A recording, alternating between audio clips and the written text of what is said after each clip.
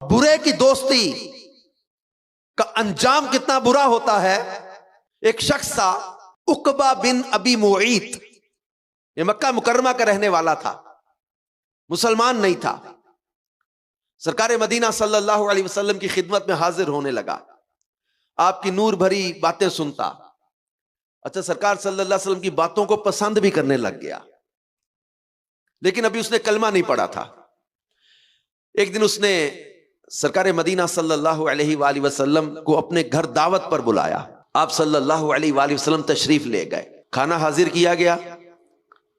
اللہ کے آخری نبی صلی اللہ علیہ وآلہ وسلم نے فرمایا، جب تک تم کلمہ پڑھ کر مسلمان نہیں ہو جاتے میں تمہارے گھر کا کھانا ہرگز نہیں کھاؤں گا. آپ نے اس کو نیکی کی دعوت دی، اسلام کی دعوت دی. اب اس نے دعوت کی تھی اور بلایا تھا گھر. چنانچہ عقبہ بن ابی معیط نے بظاہر کلمہ پڑھ لیا. آپ نے فرمایا میں دعوت تب تک نہیں کھاؤں گا جب تو کلمہ نہیں پڑھے گا. اس نے کلمہ پڑھ لیا. اللہ کے آخری نبی صلی اللہ علیہ وآلہ وسلم نے کھانا تناول فرمایا، واپس تشریف لے آئے. عقبہ بن ابی معیط کی ابی بن خلف کے ساتھ دوستی تھی. اب دیکھیں فرینڈشپ. ابی بن خلف مکہ کا بڑا ظالم کافر تھا. جب اسے پتا چلا کہ عقبہ نے رسول اکرم صلی اللہ علیہ وآلہ وسلم کی اپنے گھر دعوت کی ہے اور کلمہ بھی پڑھ لیا ہے، تو اس کی دشمنی کی رگ پھڑک اٹھی.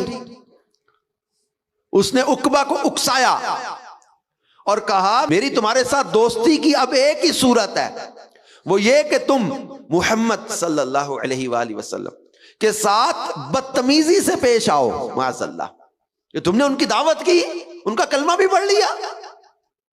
اب ابی بن خلف نے کہا کہ بس اسی صورت میں تمہاری میری دوستی باقی رہے گی کہ تم ان کے ساتھ بدتمیزی کرو. اب عقبہ بن ابی معیط کے سامنے دو راستے تھے. ایک طرف اس کا وہ دوست، دوسری طرف اللہ پاک کے پیارے نبی صلی اللہ علیہ وسلم کا دامن اقدس، اور دونوں جہاں کی بھلائیاں تھیں. مگر افسوس عقبہ بن ابی معیط نے اس غیر مسلم کی دوستی کو پسند کیا، اور یہ بدبخت بارگاہ رسالت صلی اللہ علیہ وسلم میں آیا اور اس نے سخت گستاخی کی. بظاہر کلمہ بھی پڑھ لیا تھا، مگر اپنے دوست کی باتوں میں آ کے، بارگاہ رسالت میں آ کے گستاخی کی اس نے.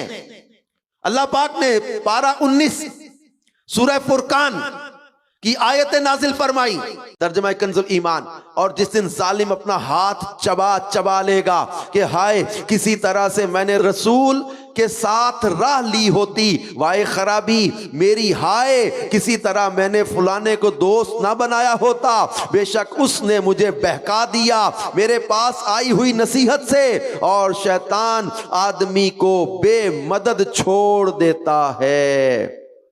انسان کو جب بہت حسرت اور شرمندگی ہوتی ہے یا بہت زیادہ غصہ آتا ہے تو بعض لوگ دانت پیستے ہیں، بعض حسرت میں اپنے ہی ہاتھوں پر کاٹنے لگتے ہیں. روز قیامت عقبہ بن ابی معیط کی بھی یہی حالت ہوگی. یہ حسرت سے اپنے ہاتھوں پر کاٹے گا اور کہے گا اے کاش میں نے رسول اکرم صلی اللہ علیہ وآلہ وسلم کا ساتھ اپنایا ہوتا، کاش ان کی پیروی میں جنت و نجات کا راستہ اختیار کیا ہوتا، ہائے میری بربادی، کاش میں نے فلاں یعنی ابی بن خلف کو دوست نہ بنایا ہوتا.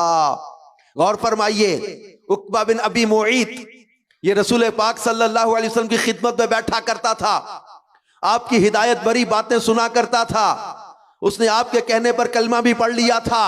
مگر افسوس ایک غیر مسلم کی دوستی نے اسے بہکا دیا. یہ جنت کے راستے کا مسافر بن ہی چکا تھا، لیکن غلط دوستی نے اسے پھر سے جہنم کی طرف دھکیل دیا. ہم اپنے متعلق غور کریں. اگر آج ہم نے برے لوگوں کو دوست بنایا، جو نمازیں نہیں پڑھتے، نیک کام نہیں کرتے، اللہ اور اس کے رسول کی نافرمانی کرتے ہیں، جو لوگ شراب پیتے ہیں، جوا کھیلتے ہیں، سودی کاروبار کرتے ہیں، بھنگ چرس وغیرہ کا نشہ کرتے ہیں، لڑائی جھگڑے کرنے والے، فیشن پرستی میں آخرت کو بھولنے والے، سرکش و نافرمان ہے. ہم نے اگر ایسوں کو دوست بنایا تو کہیں کل روز قیامت جب سب تعلقات ٹوٹ جائیں گے، ماں بیٹے سے بھاگے گی، باپ اکلوتے کو چھوڑے گا، بھائی بھائی سے دور ہو جائے گا، اس وقت دوست احباب کوئی کسی کا پرسان حال نہ ہوگا۔